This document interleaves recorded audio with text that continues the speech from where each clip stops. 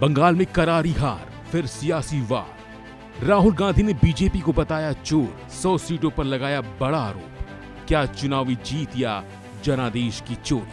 पश्चिम बंगाल विधानसभा चुनाव 2026 के नतीजे ने सियासत में भूचाल ला दिया है। एक तरफ जहां बीजेपी ने ऐतिहासिक जीत दर्ज की है, वहीं दूसरी तरफ टीएमसी की हार के बाद विपक्ष ने चुनावी प्रक्रिया पर ही सवाल खड़े कर दिए हैं। कांग्रेस नेता राहुल गांधी ने खुलकर बीजेपी पर हमला बोला है और कहा कि बंगाल में 100 से ज्यादा सीटें चोरी की गई हैं। उन्होंने सीधे तौर पर बीजेपी पर जनादेश चुराने का आरोप लगाया है और कहा है कि यह लोकतंत्र के लिए गंभीर खतरा है। सोशल मीडिया साइट एक्स पर पोस्ट करते हुए उन्होंने लिखा कि असम और बंगाल ये साफ उदाहरण है कि कैसे बीजेपी ने ईसी के सहयोग से चुनाव चुराया है। हम ममता जी से सहमत हैं। बंगाल में 100 से ज्यादा सीटें चुराई गईं। हमने ये तरीका पहले भी देखा है। मध्य प्रदेश, हरियाणा, महाराष्ट्र, लोकसभा 2024 आदि। चुनाव चोरी, संस्था चोरी, अब और चारा ही क्या है। लेकिन राहुल गांधी यही नहीं रुके।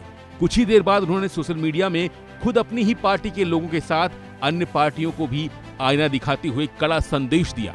सोशल मीडिया में एक पोस्ट में राहुल गांधी ने कहा कि कांग्रेस और कुछ अन्य लोग टीएमसी की हार पर खुश हो रहे हैं। उन्हें ये बात साफ तौर पर समझ लेनी चाहिए। असम और बंगाल के जनादेश की चोरी भारतीय लोकतंत्र को खत्म करने के अपने मिशन में बीजेपी द्वारा उठाया गया एक बड़ा कदम है। छोटी मोटी राजनीति को एक तरफ रख दें। ये किसी एक पार्टी की बात नहीं है, ये इंडिया की बात है। इस बयान के बाद सियासी घमासान और तेज हो गया है। कांग्रेस और अन्य विपक्षी दल इसे जनादेश की चोरी बता रहे हैं, जबकि बीजेपी इन आरोपों को पूरी तरह से खारिज कर रही है और इसे विपक्ष की हार की हताशा बता रही है। वैसे यह पूरा घटनाक्रम सिर्फ बंगाल तक सीमित नहीं है, बल्कि राष्ट्रीय राजनीति का बड़ा मुद्दा बन गया है। राहुल गांधी ने विपक्षी दलों से अपील की है कि वे आपसी मतभेद भुलाकर एकजुट हों, क्योंकि यह लड़ाई सिर्फ एक चुनाव की नहीं, बल्कि लोकतंत्र को बचाने की है। वहीं राहुल गांधी के इस बयान पर राजनीति जानकारों का मानना है कि यह बयान आने वाले समय में वोट चोरी बना जनादेश की बड़ी बहस को जन्म देगा।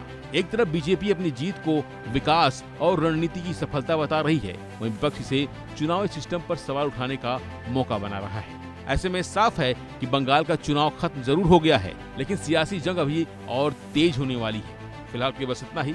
बाकी अपडेट के लिए बने रहिए वन इंडिया हिंदी के साथ।